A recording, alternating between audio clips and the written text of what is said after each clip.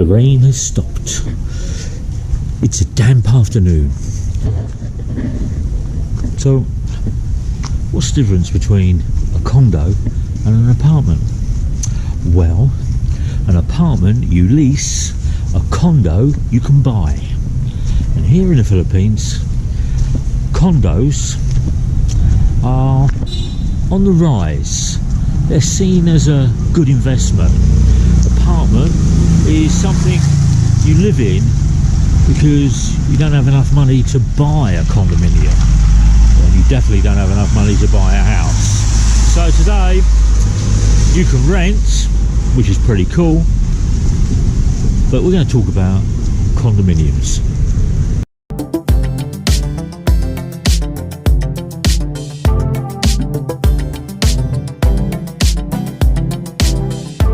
So people turn around and say to me, why don't I buy a condominium?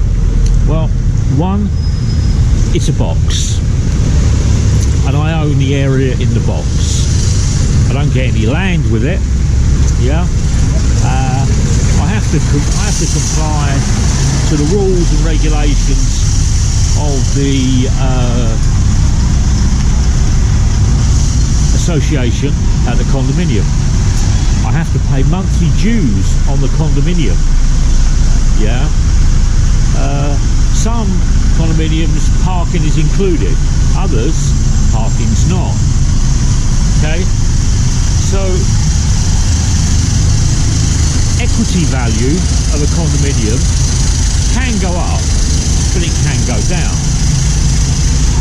The problem I see with the condominium is they're really, really hard to sell and get your money out.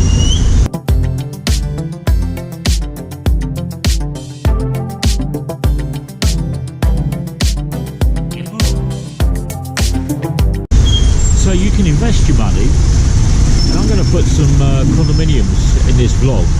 They're between 4.5 and 5.5 million peso a condominium.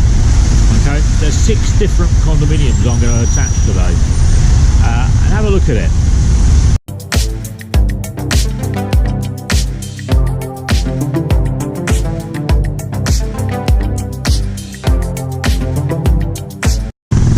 People will know what I'm doing. They'll know when I go out, they'll know when I come home, they know what I'm doing, because it's the soundproofing, and your life is in that little area. You own that little box, you live in that little area. There are people out there that make commission out of selling condominiums, and you have to look at that and you have to turn around and say, yeah, that's what they do, that's their job, that's what they've got to turn around and do. Would I buy a condominium? It's not up my street. Okay, I can buy it. Can I get rid of it and get my money out of it? Very, very, very difficult. You end up going into the rental market, and then you end up with people turning around, damaging it, not looking after it, because people don't look after condominiums.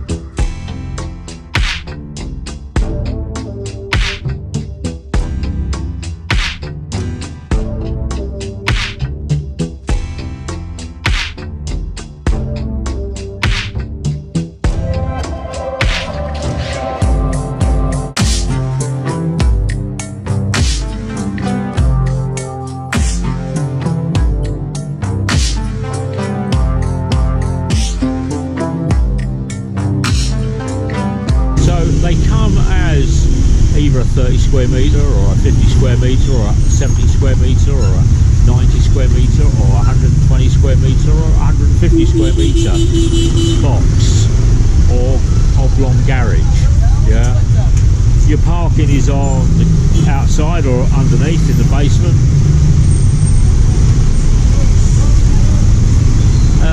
And then you turn around and you need to get to your apartment. which means if you haven't got a lift, you've got to walk up the stairs. Oh, if you've got lifts, great. And this is where your maintenance dues come in. Yeah, this is where your association that's in the condominium sets things that you need to have, like you need to have insurance for your mortgage, so they're not compromised, so they're not ending up with an empty box that nobody's paying any money on, nobody's paying any dues on. You've got to pay for the security guard, you've got to pay for the upkeep of the swimming pool, you've got to pay for the upkeep of the outside of the building. And the tendency is, with a condominium, that the monthly association fees never go down, they go up. They go up. And when they're going up, you need to factor that in, because you could be paying as much as 2,000 pesos to 4,000 peso a month. Yeah, minimum. Could be even more than that. Okay, the condominiums are based on like the American market, and if you look at the American market, $2,500 is what they tell people to factor in for association fees on condominiums in America. $2,500. That's virtually a mortgage payment for a small house. It becomes a little bit ludicrous, doesn't it? You spend $80,000 buying a condominium, and you could be paying $2,000 a month, which is $24,000 a year. Wow, that's a lot, isn't it? You've also got to turn around and factor in the things about property tax, and property tax in the Philippines is around 20%.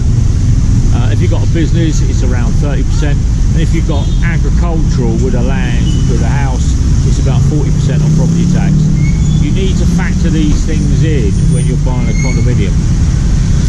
You need to factor in that you're going to buy it, but there are fees on top of it every month you need to pay. So it's like having a mini mortgage. Okay, the salesperson won't turn around and tell you. The salesperson won't turn around and say what's going on. They'll just turn around, get the commission, get the sale, and you'll have to deal with that.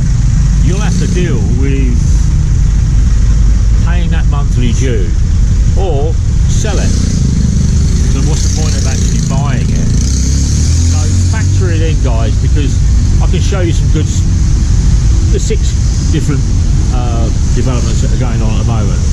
But for me, you could rent, yeah, and you're not going to turn around and get your equity. You're not going to get a box that you can turn around and buy. What you're going to do is you're going to rent an area, but you're not going to get association fees.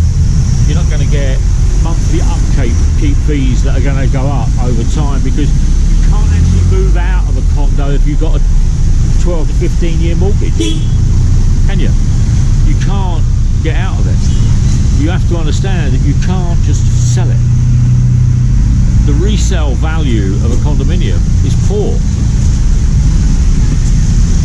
People want land and a house, and that's what they'd rather save for, and they'd rather rent and then move into something that gives them equity, land, value, and it gives them a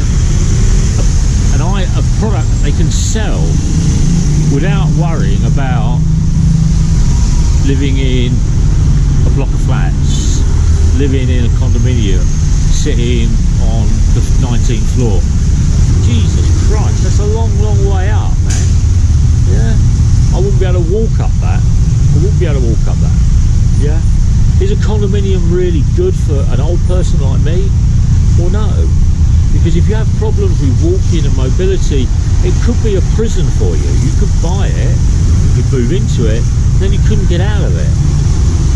So it's all dependent on what your needs are. Yeah, And short-term investment, maybe. I don't think you'll get your money back. I don't think you'll turn around and be able to sit there and say, I bought it for 3 million, now I'm going to sell it for 5. I don't think that's going to happen. I think there are lots of considerations if you're going to turn around and buy a condominium. Have a look at those condominiums. As I said, 4.5 million to 5.5 million. They're all based in DAVAO, in the city. I've kept away from Aon Towers, I've kept away from a few of the new big ones, Verdun Park, and I've kept away from a couple of the new ones that are being built and being opened up. But the condominiums here in DAVAO are a lot cheaper than the condominiums in Cebu and in Manila. But there's one thing you have to turn around and watch. Okay, it's 4 o'clock in the afternoon. You still have to deal with this wherever you are with your condominium. And down the road here, okay, this is the lane, One Lakeshore Drive, and all this traffic will get worse when 1,700 condominiums are opened up down by SM. 1,700. If everybody's got a car, that's another 2,000 cars on the road. It's struggling now, the roads in DAVAO. Yeah? Just look at it. Traffic, 4 o'clock. Anyway, like, share, subscribe.